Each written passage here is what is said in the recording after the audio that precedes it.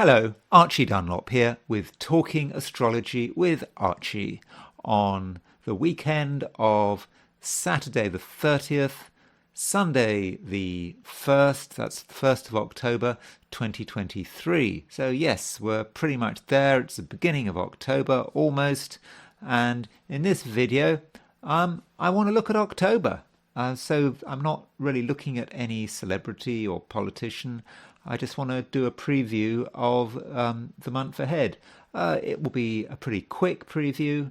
I shouldn't spend too long on it, but what I want to kind of do is perhaps isolate the main trends. And in terms of creating a narrative around the month, I'm going to basically be using the new and full moon so that you can sort of hang this narrative around those lunations.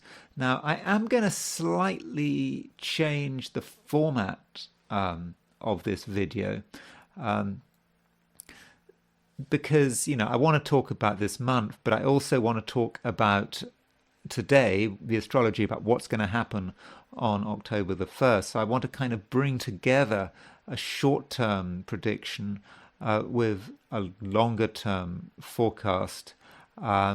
So that's why I'm going to change the order of things. So I'm going to start by looking at the 12 signs of the zodiac, and I'm just going to do star sign forecasts. Then I'm going to do the I Ching. Then I'm going to move to the astrology of actually what's going on today and what's going on over the course of October. So let's start off with my forecasts for the 12 signs. So let's go. So these are my forecasts for Saturday, September the 30th and Sunday, October the 1st. In other words, it's my forecast for the weekend. So let's go. Aries, on Saturday, you're in an extroverted, expansive mood and you want to act first and worry about the emotional consequences later. Maybe you'll get away with it, but you do need to exercise some caution. Things could blow up very quickly. On Sunday, you come down to earth as you start addressing financial and material issues. Taurus, there's a lot to think about this weekend, and on Saturday you may take the view that the best strategy is to stay put. But as Saturday changes to Sunday and the moon moves into your star sign, you'll be better able to deal with other people and their demands. However, saying the right thing may be difficult, and sometimes silence is the best strategy. Gemini. Geminis are usually very sharp, but this weekend Mercury, your ruling planet, is making an opposition aspect to Neptune.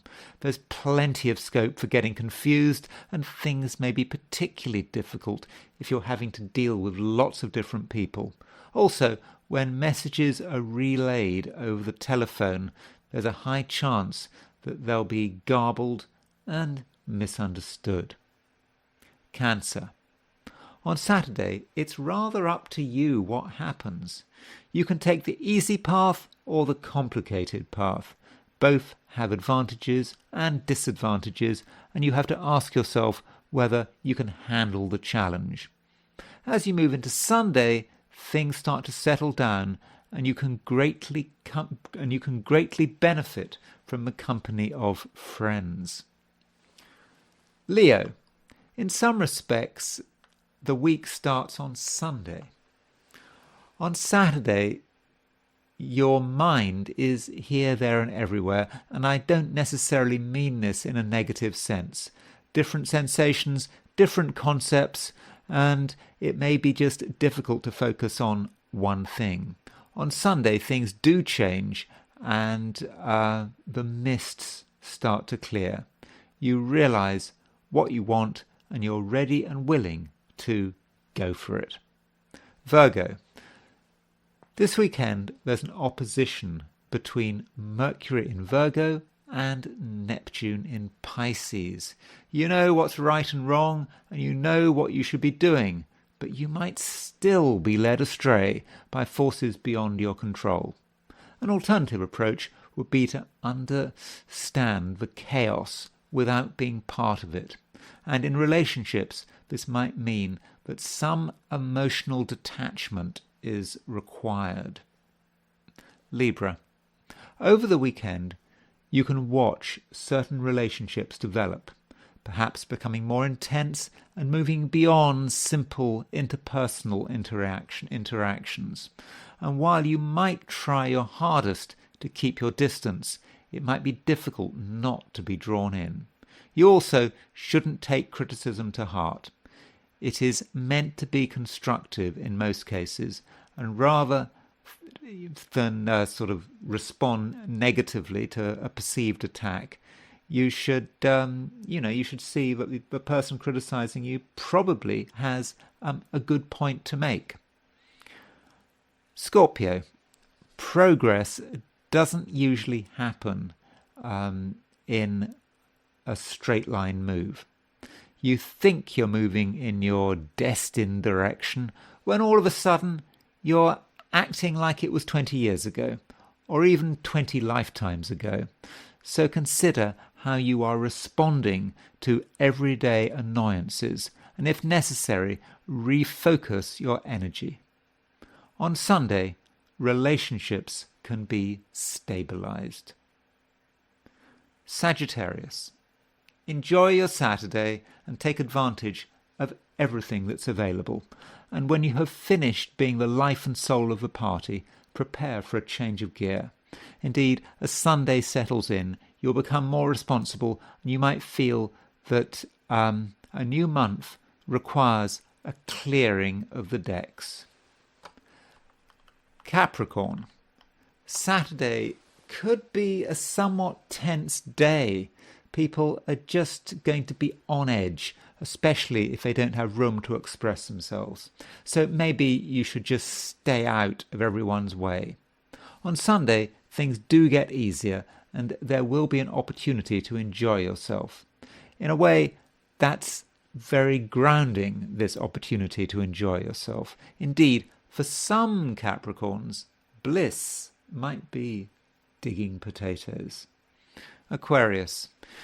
You can only say so much. You might have an impact, you might be ignored, and really, does it matter? All you have to do is do your best.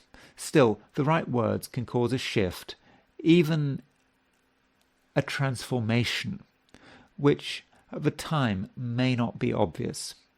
As you move into Sunday, you probably want to wind down, or at least reduce your commitments. Pisces. It's important to explain yourself, because you can't expect everyone to be mind readers. And at face value, you yourself might not make much sense. So it's important that you use straightforward language and that you don't make assumptions. Also, listen to what people say, because a couple of people in your immediate environment are making some very important observations. So what I want to do now is transition to the I Ching. So as always, I threw 3 coins in the air, and I asked the question, what is the weekend going to be like for people visiting this video? And it's not any weekend, it's the weekend of September the 30th and October the 1st. Okay, so I got a single hexagram. Doesn't move, no moving lines. And this hexagram is a bit problematic. It's standstill. Hexagram 12, not going anywhere. It's like a situation where the great is departing, has gone. The people who could make things happen in a positive way have fled the scene.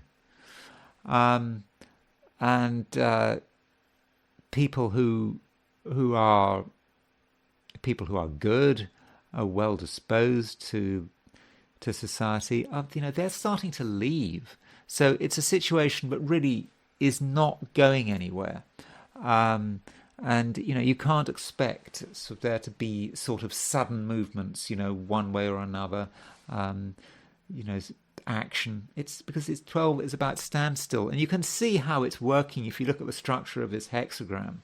You can see you've got 3 unbroken lines at the top, 3 broken lines at the bottom, and this may suggest how some divine force is working. This force has kind of recognized that people are not behaving responsibility, and the force is retreating. When things are bad, times of standstill, if you can, you get out of it. You just leave, because really that's the only way of avoiding evil. Because the I Ching does talk about standstill, and it also talks about evil. So it's not a great hexagram. So what do we do with it? Well, we could look at the nuclear hexagram. The nuclear hexagram doesn't take away from this meaning of standstill, but it might just give a greater idea about what's actually going on at this time of standstill. So remember, with the nuclear hexagram, what you do is you take off the top and the bottom line, and so then you take this line here, the 5th line, the 6th line, and the 5th line. You make those the top of your hexagram, and the bottom lines become the bottom, and so we get a transition. I mean, it's not really a transition. This is the kind of the force that is underlying standstill, and so what we get is this hexagram 53, development. This is what we should be striving for. If we're at a time of standstill, I don't know how long it's going to last. Nothing seems to work. It seems to be difficult to travel. It's not working. So development is about going into the situation and changing it, getting people to accept that there are things to do, and sort of creating a bit of a buzz around this. But it's gradual development. It takes time to get in touch with the right people, to get people to change their mind. Particularly people who are sort of very focused on stereotypes, and they make assumptions, and they refuse to see other people for what they really are.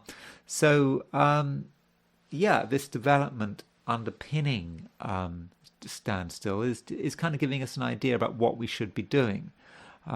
We can't just sit there doing nothing. We can't act. There's nothing we can do. There are certainly things we can do. Okay, so now I want to look at the astrology, and I want to look at today's chart. Here we go. Okay, so top right, that is a Columbia lily, apparently. Why have I put a Columbia lily there? I don't know. Maybe I just wanted to brighten things up. So that's a Columbia lily. Yeah, it's a native of the Pacific Northwest, and I kind of like that flower. It's quite beautiful in its own way. But as I said, there's no particular reason I put it there. Because I'm not covering celebrities, so there's not going to be any people there.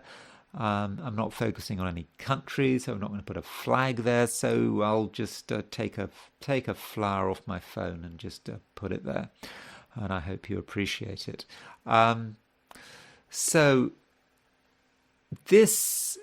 what you've got here is a chart for October the 1st, Sunday, at midnight. It's the exact point where Saturday changes to Sunday. It's like the middle of the weekend. And so we start by using this chart to say, what is this weekend going to be like? Well, Mercury is presenting some issues.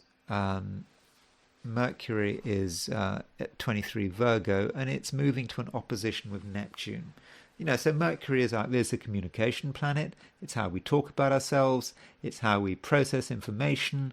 And when it's opposition Neptune, there is plenty of scope for making serious mistakes. We just might misunderstand the facts. We might jump to conclusions. We might be overly influenced by other people. People are trying to push us in a particular direction, trying to get us to do certain things that we don't really want, but we're thinking, well, maybe we should anyway, because what is the point in resisting, and all that kind of stuff. So that's this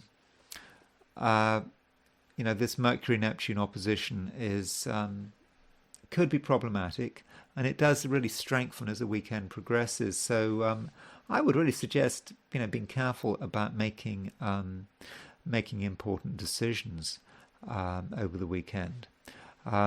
Also, look at Mars. Mars is conjunct the South Node, and it's getting closer and closer as the weekend progresses. Mars on the South Node. Mars is about force, aggression, assertion. Conjunct the South Node.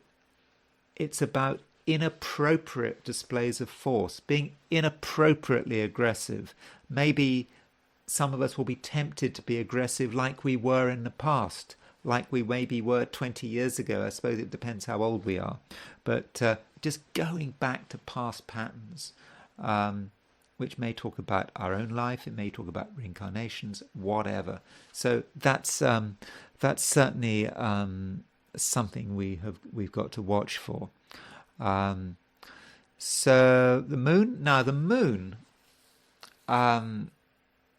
it changes sign over the weekend. So if we want to know when it changes sign, London time, it changes sign at 2:18 in the morning on Sunday. So that means if you're in the Americas, you experience the moon. The moon goes into Taurus on Saturday evening. So if you're planning on socializing on Saturday night, there's going to be this big change. It's going to make us perhaps less impulsive. We're more going to be in, looking for stability. We're not going to want to talk so much. We're certainly not going to want to assert ourselves so much. And we'll just be, yes, that's what we're going to be doing. We'll just be, we're going to want to, we're going to certainly want to calm down as we move into Sunday.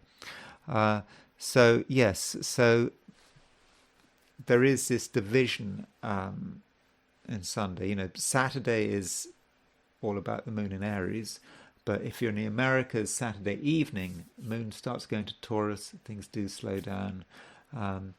Then as you move into Sunday, the strength of the sign Taurus becomes more intense. So those are some of the things going on over the weekend. In general, I just think it's a weekend of two parts. Saturday, by and large, is about the moon in Aries, more assertive day, and Sunday is more about the moon in Taurus, being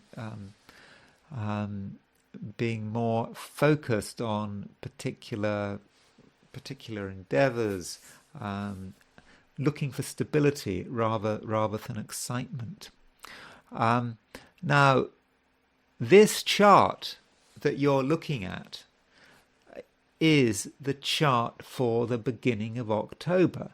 I've set this chart for midnight on October the 1st. So in a way, This chart is the chart of October. It's the birth of October. And it may be this chart is not just telling us about the weekend, it's telling us about the whole of the next month.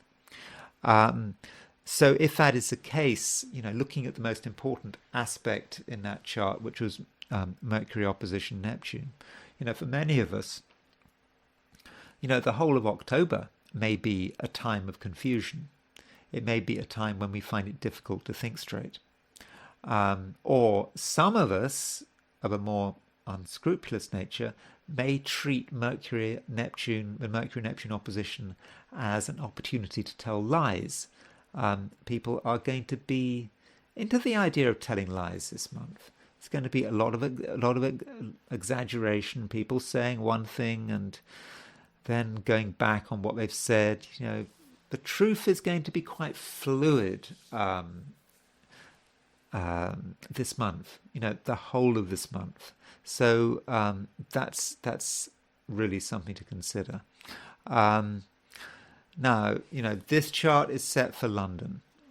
So this is where October starts in London. Now, if you go obviously that covers the whole of the UK. Now, if you go somewhere else, you're going to get a slightly different chart. So, for example, I don't know, this is a chart set for London. I'm just going to quickly change this chart, and I'm going to make it for New York. So let's see what we get. The chart will not be massively different, but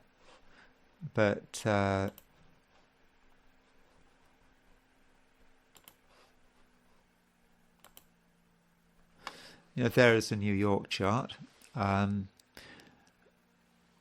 We can see that in New York, at midnight, as Saturday changes into Sunday, the moon has certainly gone into Taurus. So there will be small changes, but I do think that this chart for the moment October started is certainly something to look at, because I think it could tell us about the whole month. Now, as far as more specific things are going on, how the planets are moving. I suppose if you're looking at a whole month, you should really, start by looking at the two rulers of time, Jupiter and Saturn. They are the great chronocrators. They talk about society, the business cycle, and so when you're looking at this, you need to look at what Jupiter and Saturn are doing. So Jupiter is in Taurus throughout October, but it's going retrograde, and that means that Jupiter is in a way it is weakening, and some of us might find over the course of October that some of our loftier ideals, the ones that represent our particular philosophies we have, the way we want to expand, maybe our plans for travel, that kind of thing. As Jupiter goes retrograde, it's all becoming a bit hopeless. I mean, it feels as if it's becoming hopeless. It feels that we're going to have to settle for a less glamorous universe, or certainly a less glamorous life down here on Earth, because Jupiter, the great optimistic planet, is going retrograde, and that isn't great. Now, Saturn is in early Pisces, and Saturn is also going retrograde. But Saturn's retrograde movement is starting to slow. This is because at the beginning of November, Saturn comes to a standstill at around 0 degrees Pisces. So Saturn, as it goes backwards through the last couple of degrees of Pisces, it's going more and more slowly, and then it comes to a halt.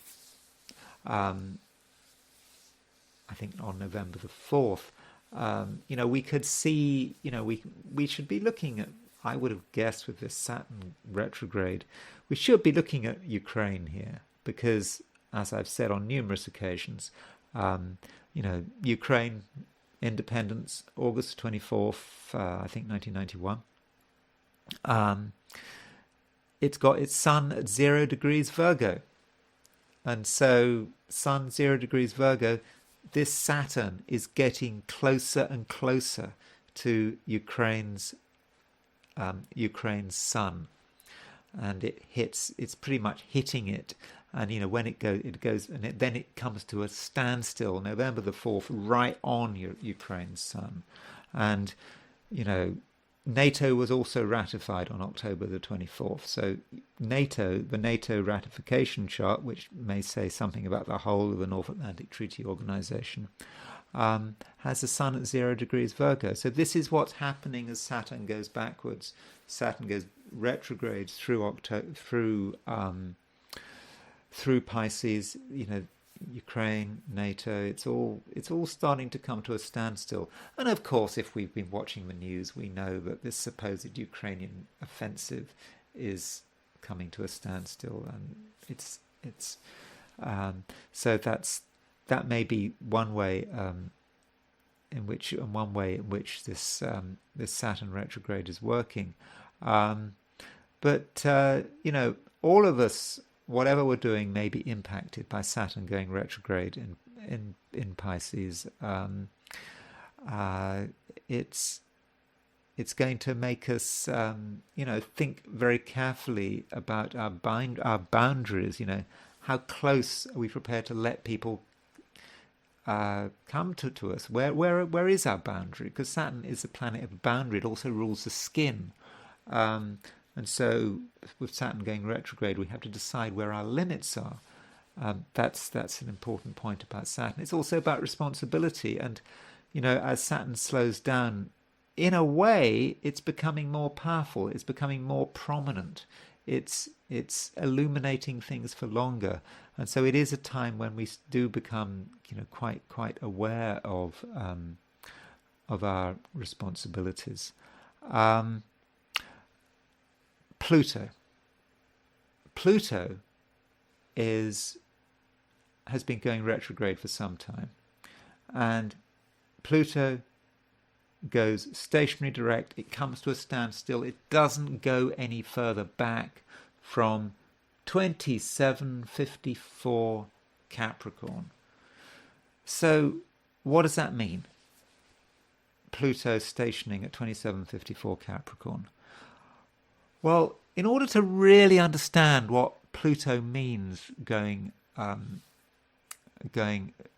stationing at that point, it's probably a good idea to look at the United States chart. This is the chart for the United States, July the 4th, 1776 at 5:10 p.m. And you will notice that the USA has Pluto at 2733 Capricorn. So Pluto transiting Pluto gets to 2754. It doesn't go all the way back to the position of Pluto at the time of the independence, but it gets close enough. And at this time when Pluto is starting to station on United States' Pluto, this is a very Pluto return experience for the United States. So what does it mean to have a Pluto return? Can we now say that the Pluto return is finished, for example? I'm not convinced. No, I'm not convinced about that. I suppose it's about transformation. It's about intensification. And it's kind of about an obsessive winner-takes-all approach. Now, I did mention this some time ago because it's quite rare for a country to have a Pluto return because it takes so long. Pluto takes, I think it's something like 248 years for Pluto to return to where it was when a country was born. I mean, France, for example, was born 1789, French Revolution. Pluto has not had France has not had its first Pluto return yet. Although it might have had a Pluto going back and forth at the time of the storming of the Bastille. But so, and France gets it, I think, in 20 years, I don't know, 10 years, something like that. It's close. It's relatively close, France's Pluto return. But France has not yet had a Pluto return. Now, one of the oldest countries on the planet is Britain, England. If you take the view that Britain started on Christmas Day, 1066, at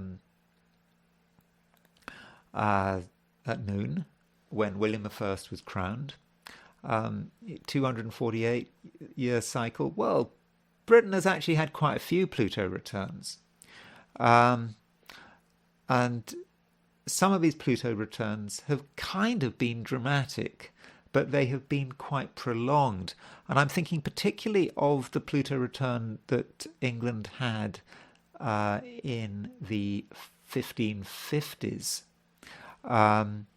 Now, I do think this may have relevance to. I think this may have relevance to the United States.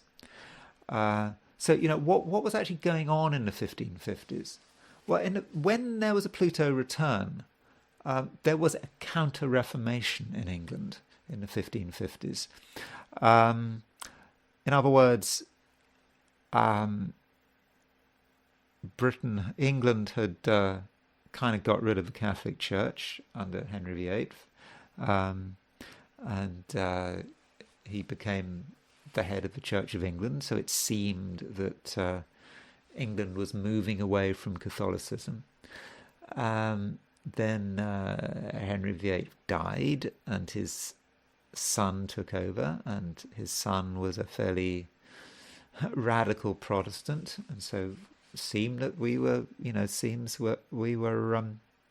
England was moving really towards Protestantism. Then his son Edward VI died, and his Catholic daughter took over, Mary I, and we had a counter-reformation, bringing everything back, bringing everything away. It was a kind of winner takes all kind of thing. So suddenly, the people in charge, the people who were, ruling the roost, suddenly they were the sort of enemies of the people. Protestant bishops were burnt at the stake. Protestants were, there was, this total religious intoleration. Does that sound right? Total intolerance. So that was what was going on in England's Pluto return, a complete change. And then Mary I died after the Pluto return was exact. They went all the way back. All of these Catholics who had for a short time were running a country, all had to change. And I'm wondering how that might relate to the United States, because we do, in America there is this intolerant attitude. But it is a very divided society. So Trump becomes president, and he does what he feels he needs to do. Then he loses, and so new lot of people come in, and so changes of government become really quite increasingly important.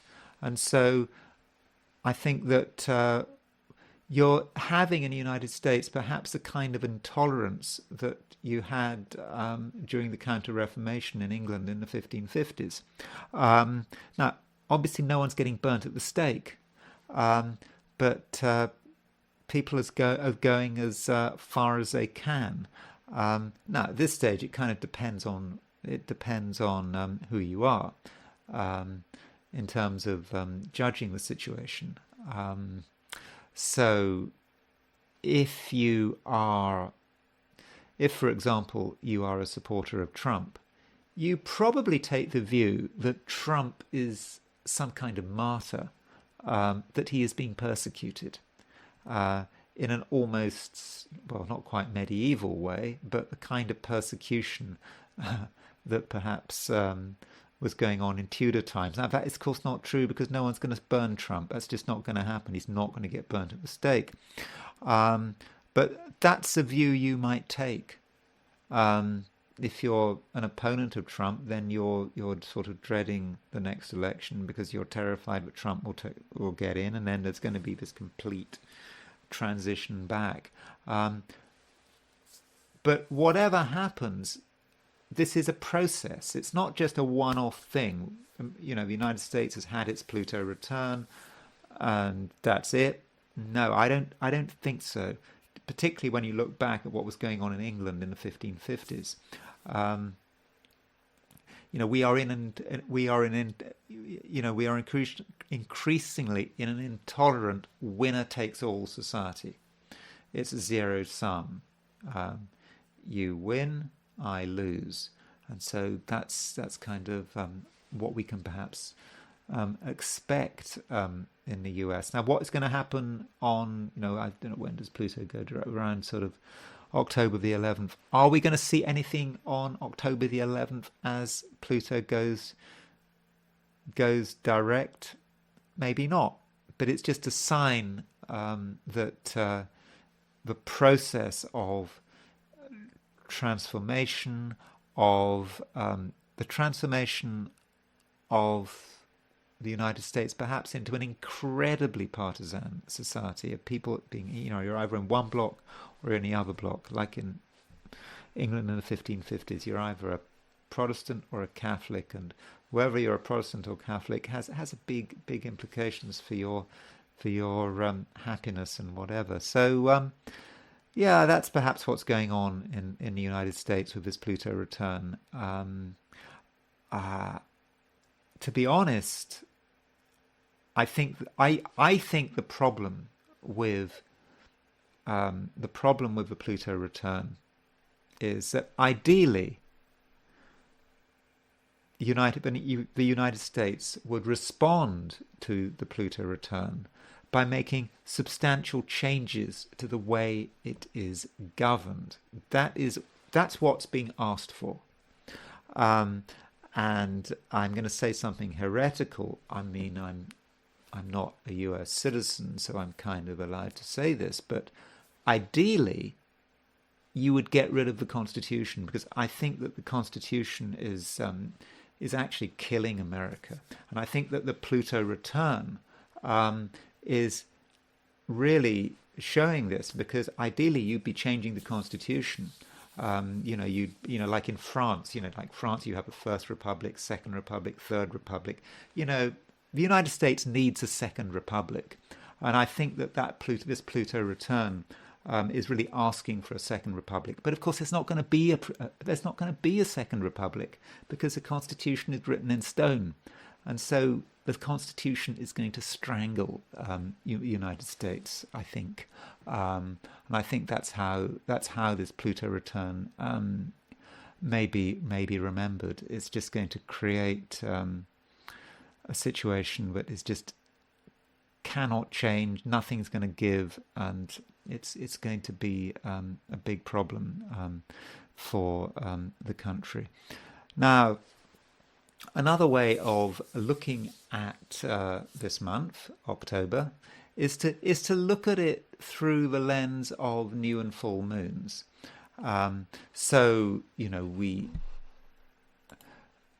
This was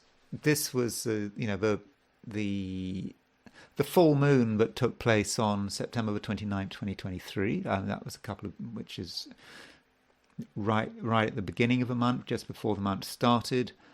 That was kind of saying one thing. I said I don't believe that this full moon is particularly dramatic. Although when I looked at the full moon, I pointed out that this full moon was on the Mercury-Mars midpoint. So full moon on the Mercury-Mars midpoint is a time when there's a lot of shouting. People really, really want to be heard, and they're prepared to be aggressive about it. And you know, when you get into an argument with people, it's just not going to stop. And so I think if you want to know what is October going to be like, well, I think the first half of October, as a general theme, could be a lot of argument, a lot of verbal stuff going on. So if you see people arguing, you know, maybe you want a good argument, but if you don't want a good argument, perhaps you should just back off. So this lunation, this full moon, which takes place on September the 29th, basically has a sort of immediate 2-week window, and then you move into the next new moon. So the new moon, you've got this new moon, which this is a new moon on October the 14th, 2023. So again, I've set this for London. There's no reason why I should have set this to London. So this is a new moon. It's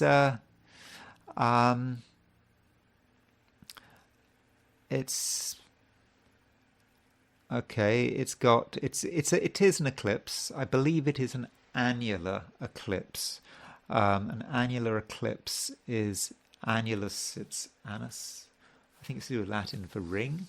And so when it's when the disk of a moon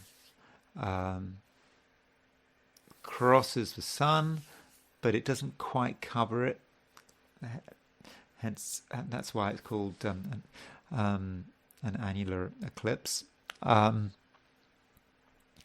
So this eclipse is there's a new moon in Libra. It's conjunct Mercury. So I think, you know, there's more talking. It's sort of there we can see at the time of this eclipse there is an exact Mercury Chiron opposition. So this Mercury Chiron opposition, which normally would be a fast-moving thing, because it happens at the time of a new moon on October the 14th, is kind of baked into the last half of the month. So yes, it is about communicating, but it's also about being hurt by communication, being wounded by communication. You know, if you take the view that Chiron is you know, the wounded healer, the centaur with the wound that won't heal, but the centaur is nonetheless immortal. So the things people say are really going to hurt us, and you know, for some of us, we may feel that it's a wound we just can't get over. No, that's not the way it should be. You know, we have to kind of remember, you know, sticks and stones can break our bones, but words can never hurt us. I think that's going to be quite important for the last half of October. There's a reminder here that there are some sign changes that this new moon illustrates. Not because it's a new moon, but this chart just shows us where the planets are in the middle of October, and you can see that, you know, we've had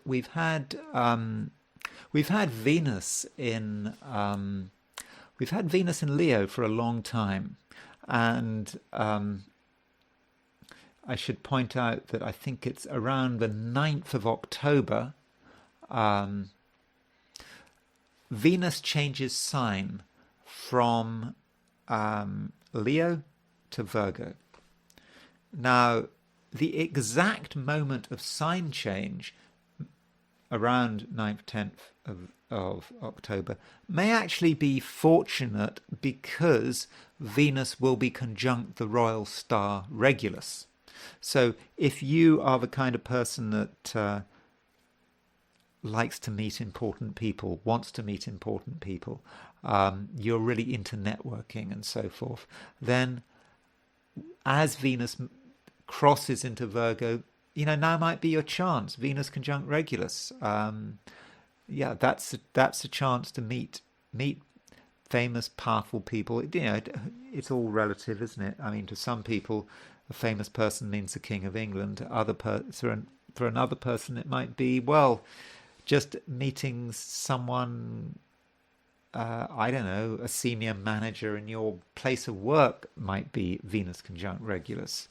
Although Venus conjunct Regulus would tend to be important women rather than important men. But, it can be both. But that is how best to use Venus conjunct Regulus as Venus moves from Leo into Virgo. But the problem is that, Venus does move into Virgo, and Venus is fallen in Virgo. It doesn't work very well in Virgo. So that is a bit of a problem. And Venus is going to be in Virgo for the rest of October. So what does that mean? Venus in Virgo, and it doesn't affect just one person. It kind of affects us all. When Venus is in Virgo, relationships can suffer. Reason being, because people focus too much on detail. Venus in Virgo may not be focusing on that infinite, wonderful, fuzzy moment, where there's love and happiness and all of that. No. Venus in Virgo is just concentrating on the details. Noticing that someone hasn't shaved like me, that kind of thing, and that just spoils the magic, doesn't it? Just noticing some detail, or thinking, in certain cases, Venus in Virgo can, in terms of relationships, can be over concerned about money. How much money has someone got? Do you really want to have a relationship with someone who hasn't got much money? What are the material benefits for having a relationship? And that's a reminder that sometimes Venus in Virgo is actually associated with prostitution. So that's Venus going into Virgo. You will notice at the time of the full moon, or October the 14th, in this chart for the middle of October, that Mars is in Scorpio. So Mars moves into Scorpio around the 12th, something like that, of the 12th of October. So again, that is a big change, Mars moving into Scorpio. Mars has been in Libra. Mars is weak in Libra. Mars is in its detriment in Libra. Then Mars moves into Scorpio. It's in its own sign. Pluto doesn't rule Scorpio, by the way. I know there's a sort of view that Pluto is the ruler of Scorpio, but no. Pluto doesn't rule anything. Mars rules Scorpio. So Mars is in its own sign. Mars is strong in Scorpio. So perhaps if we've been planning on taking some big initiative, particularly if it's of an assertive, even aggressive nature, it's probably a good idea to perhaps wait until Mars has gone into Scorpio, because you want I'm not advocating that you go and invade a country just because Mars is in Scorpio. But I suppose, all things being equal, if you wanted to choose a time to invade a country, you'd probably do it when Mars was in Scorpio, or perhaps to initiate a lawsuit or whatever you need to do. So that's Mars in Scorpio, but it does create potentially a more dangerous world, society, world that we live in. Mars moving into Scorpio, not because Mars in Scorpio is dangerous, but because Mars as soon as it goes into Scorpio, is starting to move towards an opposition with Jupiter. You can see Jupiter is at 13 degrees to, in mid-October is at 13 Taurus. So Mars is moving towards the opposition of Jupiter. And, by the end of the month, that opposition will be exact. So Mars-Jupiter oppositions can encourage massive displays of force, putting far too much energy into something, being overly aggressive, and just in general causing a lot of damage. So that's Mars in Scorpio. That's Mars in Scorpio opposition Jupiter in Taurus, and then we move to the.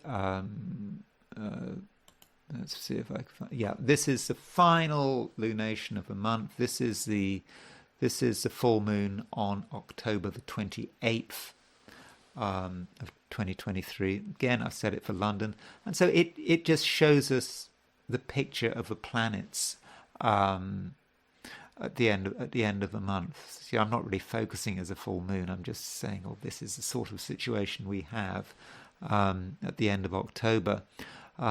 You can see end of October, there's Mars 11 Scorpio, there's Jupiter 11 Taurus, and so probably the most dangerous time of the month is going to be right at the end, when you've got Mars Jupiter opposition.